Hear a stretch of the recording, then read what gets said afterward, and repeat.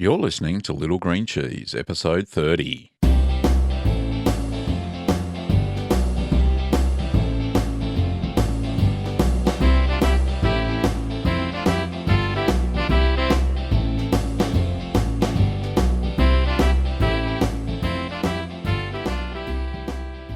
Well, welcome back. I'm Gavin Weber, and this podcast is where you can learn about cheese making at home.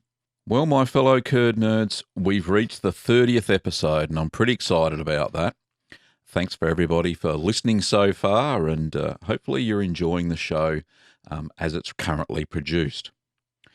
Well, one of the things I'd just like to say up front is that I know that a lot of you have bought my cheese making ebook, Keep Calm and Make Cheese, the Beginner's Guide to Cheese Making at Home. Now, I get many questions from people who have bought the book and want a little bit more information, and I'm more than happy to answer those questions. One of the things I recommend you do before you shoot me an email is that when you're making your first cheese or second cheese or third cheese, just make sure you pay heed to the ingredients list. I've been getting quite a few emails from people who are saying that they're having issues, and I go back and have a look at the recipe and they're not using the correct ingredients is one thing that I've found. People swapping out where the recipe says whole milk, full cream milk. They're using skim milk and wondering why it's not working. They're using twice as much rennet as they should do. Just my recommendation is that you follow the recipe. It's like any good cookbook. The meal or the finished cheese is only going to be as good as you follow the recipe.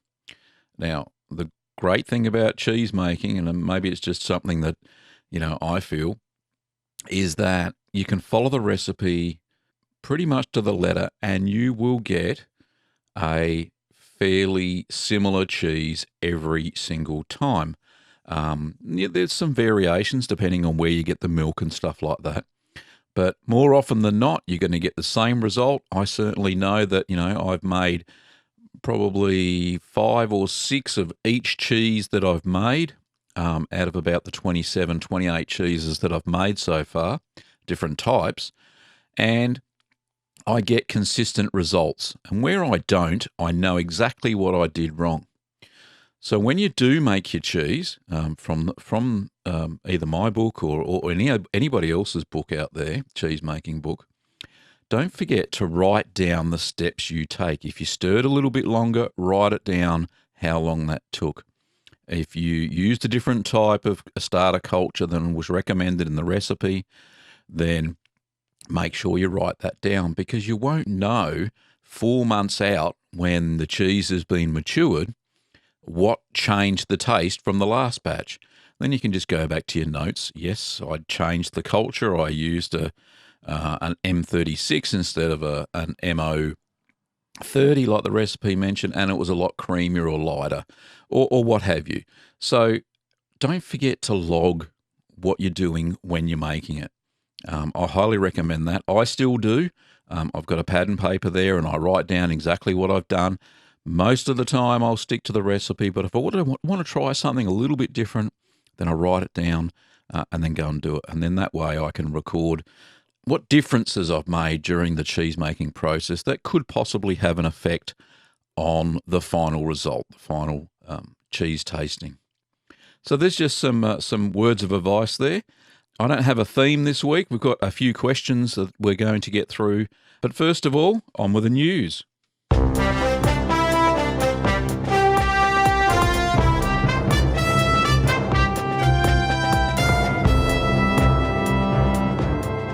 Now, this little news snippet I found from the ABC, the Australian Broadcasting Corporation, I think they're called. It's a little story around a new Tasmanian cheesemaker. Well, I won't say new. He's been making cheese here in Australia since 2009. It's about Ian Fowler. Now, what I'll do, I'll just play it. It's a recording from the ABC. I'll only record a little bit of it, but you can see he's got some very interesting things. His family He's got a unbroken cheese making lineage dating back to the 1600s in England, which was quite impressive. So I'll just play a little bit of that now. It's almost a blue cheese smell to it. These are the rindy cheeses. These are the cloth-bound rindy cheeses. This is my history. This is what I grew up doing. Ian Fowler can probably lay claim to Tasmania's smallest commercial cheese factory, with his TARDIS, a converted 20-foot shipping container here on Tasmania's northeast coast. But the St Helens-based cheesemaker can also spruik the longest unbroken lineage of cheesemaking dating back to the 1600s in England, and family secrets handed down through 13 generations.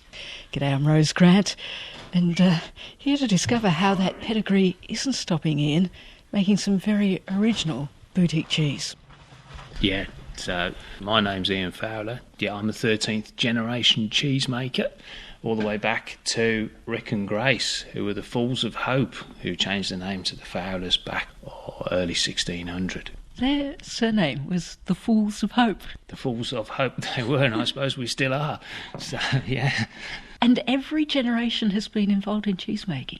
Everyone back from the 1600s and probably before, but the line of succession really doesn't go everyone's way, so we decided to do something about that and ended up down here. I suppose there's a story behind that as well. But are you saying you were the second son or something? No, I'm actually the eldest, but with three of us, 90 acres, 100 cows, cheese factory, parents to support, and with three boys, I suppose we all had our own ideas as well. So looking at it, I suppose we could have stayed there and got a third of something, or set off and try and create something.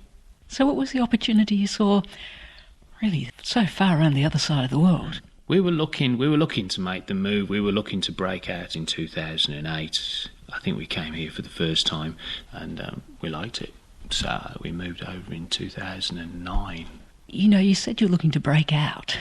Does it suggest a break with tradition? Are you trying to do what your father and your grandfather and, you know, all the generations of Fowlers back? Or does being here change everything? That's difficult. Being here doesn't change everything. It's obviously a very well-established family name. We're very much cloth-bound cheddar cheese makers. My great-grandfather, he built the oldest purpose-built cheese factory in the UK, and the old cellars are underneath that. So he'd be cloth-bound cheddar cheese maturing in the cellars. We're also a block cheese, the Sage Derby. And with my history, then moving here, every cheesemaker's got his own personal touches and his own way of doing things, and every cheesemaker makes a different cheese. So, yeah, creating my own now here. We're rebranding yet, so we're just here in the Bay of Fires region, so we're taking the name to give us identity, purpose, and so the customers know where we're really from in this pristine part of the world, and we are the Bay of Fires cheesemakers. So your milk comes from where? Because if you've got a local provenance, your milk must be pretty local too? Oh, our cows are up in Gulls country. I milk the cows up there and bring the milk just down the road here, which is only 10 minutes away. Our cows are purely grass-fed, so we don't feed any grain, which gives our milk a point of difference. Yeah, your raw material is what makes your cheese. How much would come from a typical milking? Oh, with spring carved, so everything's carved down in the spring. They're not high-yielding cows at all. We would be producing 4,000 litres every other day sort of thing at the moment. So it fits the artisan category, doesn't it? Oh, yes. My cheese vat as well. Well, what I'll do, I'll put the rest of that interview in the show notes. Ian Fowler sounds like a very passionate man, and I can't believe that he actually makes his cheese, or he has a cheese factory in a 6-metre long shipping container. I'm not sure where he matures it, but it could be in that shipping container too. He's got a small factory, so he's one of the world's, one of Tasmania's smallest commercial cheesemakers. So his brand is the Bay of Fires Cheesemakers, and he does mainly cloth-bound cheddars and a few other those sorts of cheeses. So it's on the east coast of Tasmania. If you're around the Bay of Fires region, then you could probably track them down. Well, on to the listener questions, and this week we've got quite a few, and they're actually quite a few from the same people.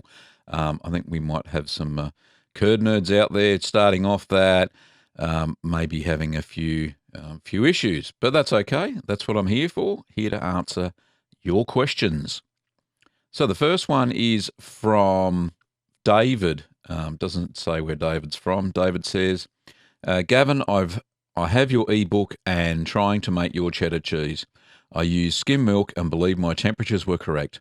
After I let the curds drain and milled them, they seemed to be sort of rubbery and compact. I had to pull the clump apart. I just started my 12-hour press, so I'll see what they look like in a bit. Should the curds be soft or hard like that? Is it possible that I did something wrong? Yes, David. Thanks for your question. I have replied back to this via email, but I'll read this out. David, there is an issue with the type of milk you use. Skim milk reduces the yield dramatically and doesn't have the essential casein that is required for a firm curd. Doesn't sound too bad as the curd seems to have lumped together. You will have to break it normally after draining and milling anyway. It may turn out fine.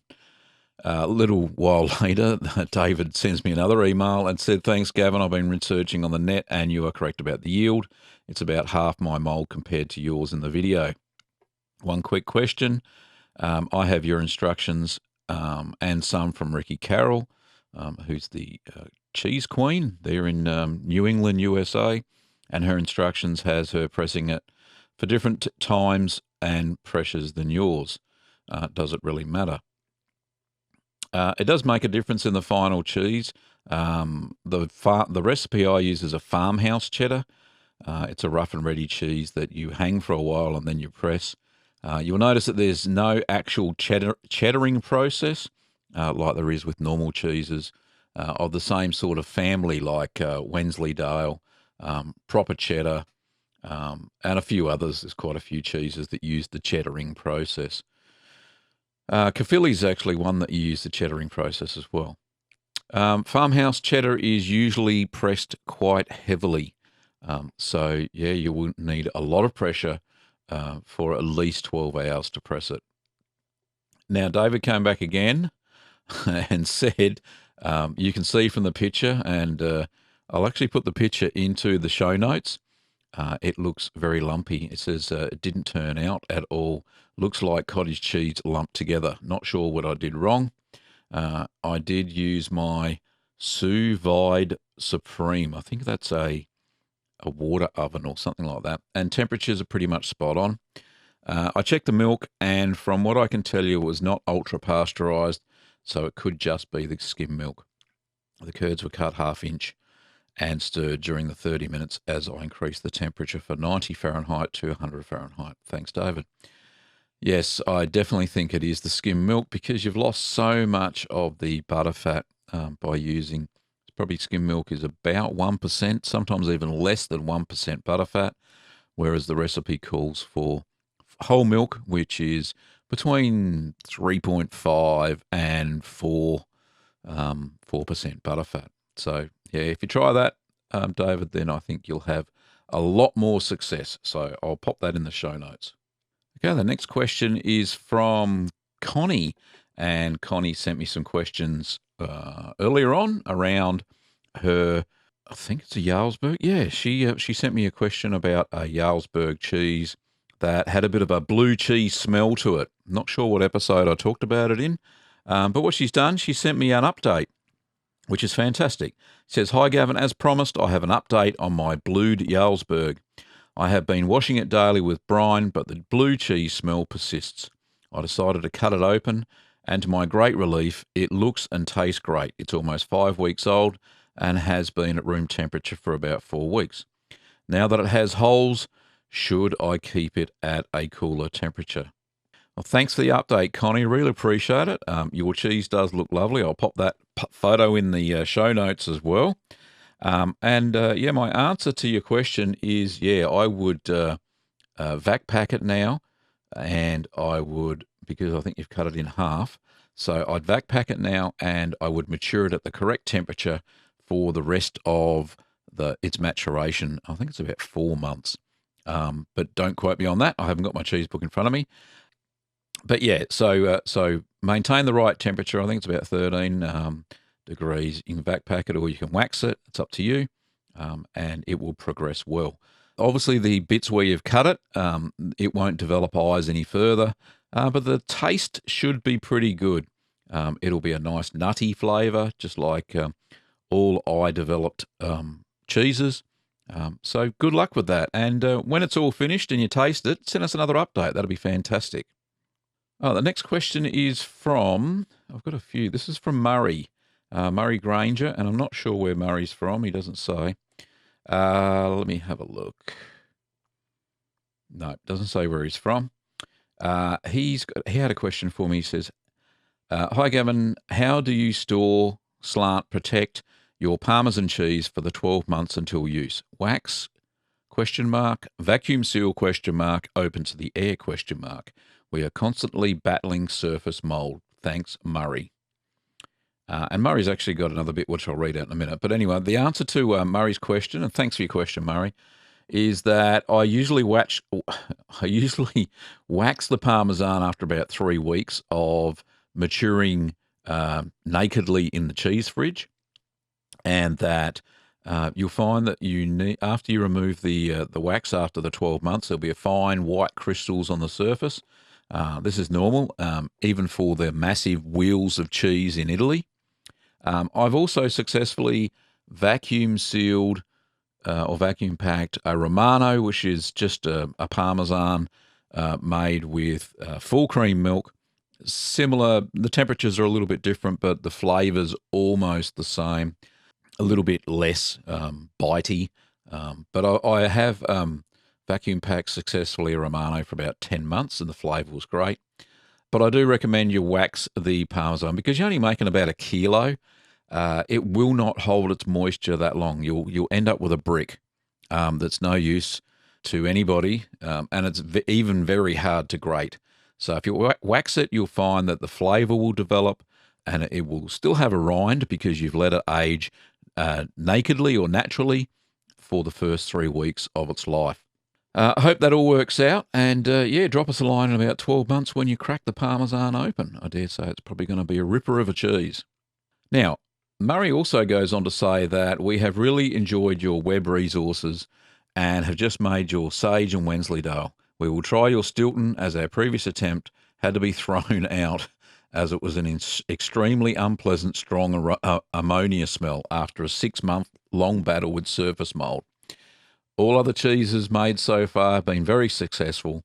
Halloumi, feta, ricotta, cumin Gouda, blue, double cream brie, camembert, merlot, Havarti, and Neufchâtel. I'm not sure if that's how you say it. I'm not quite good at names, cheese names like that. He says, as you say, cheese making is a very rewarding pastime. Thanks again for your generous provision of resources on the web. Now, Murray does go on to say that his wife, Christine, actually helps make, she actually makes all the cheese, and he's just a helper. Well done to Murray and Christine. Sounds like you've got quite a few cheeses under your belt, and you are doing very, very well. Congratulations. Now, Murray didn't stop there. He's got another question. He says, hi, Gavin, is there an optimum level of cream content for cheese making, and does it differ between cheese types? I have so far been able to find an answer online. We can buy fresh Jersey or Frisian milk. When we get home, I pour 100 millilitres into a tall granulated cylinder and let it stand in the fridge overnight. The last Jersey milk settled out at about 35 mils of cream, and the Frisian settled out at about 17. We have only just found the Frisian supply, and there is one other difference which may be significant.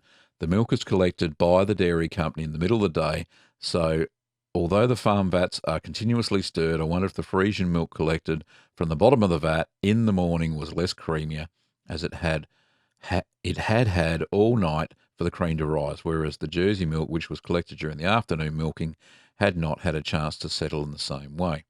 Well, thanks for your question again, Murray. I believe you're probably right, because raw milk has a funny habit of the cream rising to the top. That's the beauty of it. And that Frisian milk shouldn't be 17 mils. It should be a lot higher than that. It should be around the 35. In fact, the Jersey should be about 40.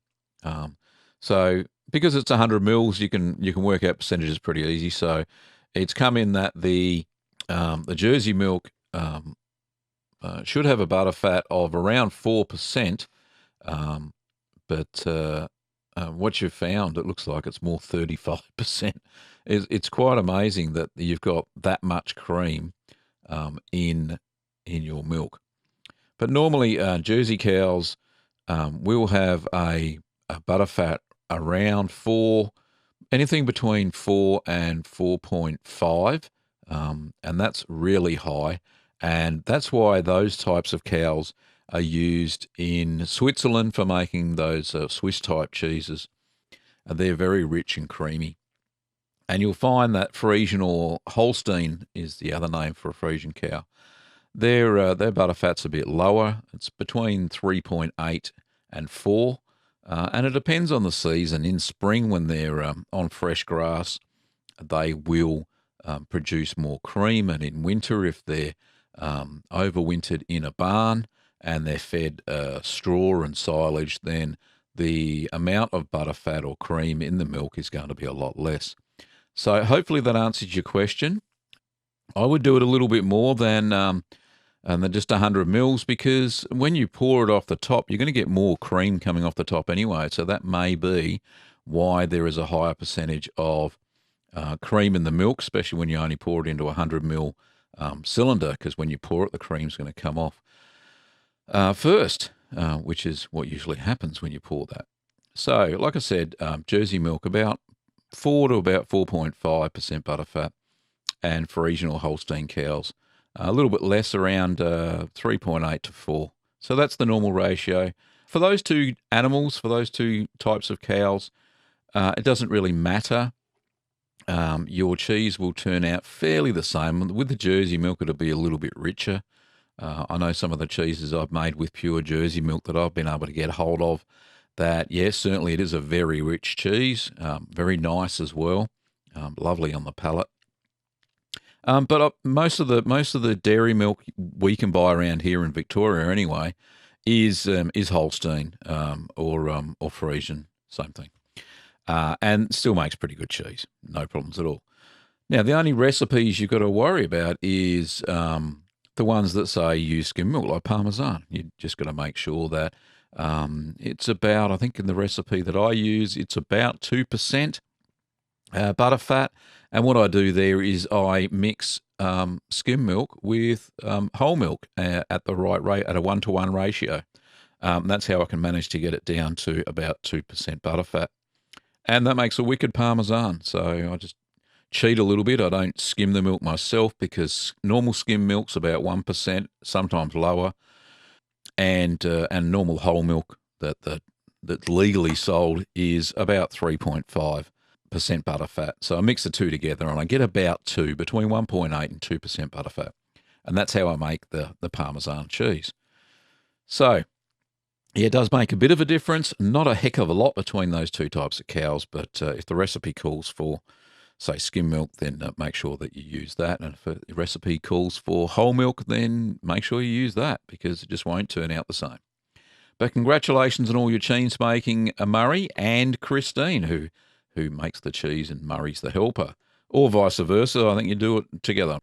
And my final question is from Scott. He's actually got quite a few questions, so I'll just pick one out. It's a quite long email, but I don't mind at all. He says, "Hi, Gavin. I recently broke down and bought your ebook." He says he prefers an old-fashioned paper book, but that's another story. But what you can do, Scott, is you can print it out and bind it up yourself. That's what I've actually done for some people here. Locals, of course. I'm not going to ship it or anything like that. That's the beauty of ebooks. But yeah, you can print it out. It's a PDF file that you can use Adobe Acrobat Reader and print it out as is, and you get a nice little book. Anyway, Scott's question is, I find it very hard physically to stand for long periods stirring a pot of curds and whey, so I made a gadget that will stir it very gently and slowly. And he says he hasn't tried it yet, and was wondering if you have ever seen or used such a device and any drawbacks you may foresee. Sorry, this is a long email. Any help or directions will be greatly appreciated. From Scott, and Scott's from the US. Well, Scott, thank you so much for your email. I really appreciate it. Yeah, look, I have seen curd stirrers before, even home cheesemakers. They actually usually do it on with pots that are about 40 litres, but you can probably scale that down anyway. Yeah, as long as it stirs very slowly and it nearly touches the bottom of the pot. I've seen them work very well as long as it's slow and nothing falls into the milk, obviously, from the machinery. But yeah, a lot of small dairies and small cheesemakers, as in commercial ones, have a stirrer, a curd stirrer that stirs the curds. Not only stirs it, but actually cuts it at the same time usually. And you only have to go onto YouTube to see how commercial dairies make it. They've got those stirring devices, so people don't actually stand at the vats and stir it for hours and hours. Some of the very small cheesemakers do, though. In Europe, they still stir by hand. But a lot more, especially the larger volumes, over 100 litres, then people will have devices that stir. So give it a go.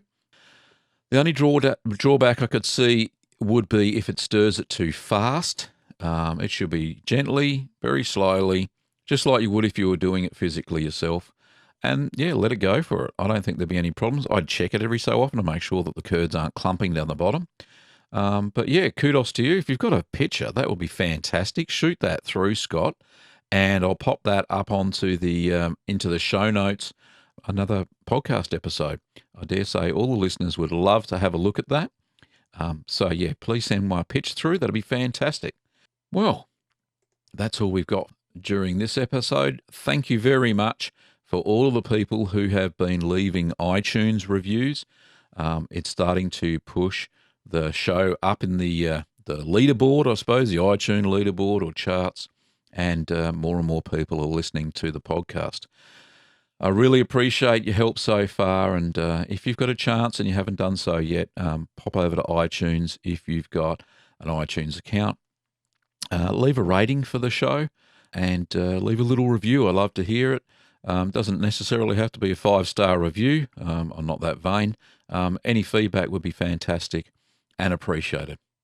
However, if you've got a question for me, then don't forget to pop over to littlegreencheese.com.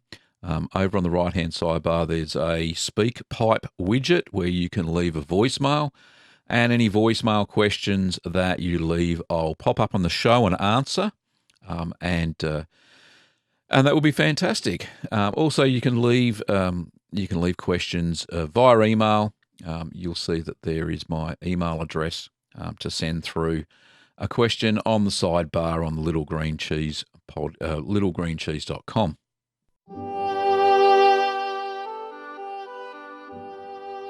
For upcoming cheese-making workshop dates, there is one coming up this weekend, actually, which is fully booked. There's some more a couple of months' time. You can all find that on littlegreencheese.com. You can also find my ebook, Keep Calm and Make Cheese, The Beginner's Guide to Cheese Making at Home, and that's available in all ebook formats and all good ebook retailers. You can find all my cheese making video tutorials on YouTube. Just look for the user Greening of Gavin and you'll see all those there. So thanks for listening, curd nerds, and stay tuned for the next exciting episode of the Little Green Cheese podcast. During this podcast, you heard royalty-free music by Kevin MacLeod. I played Malt Shop Bop, the news theme, and Call to the Dairy Cows.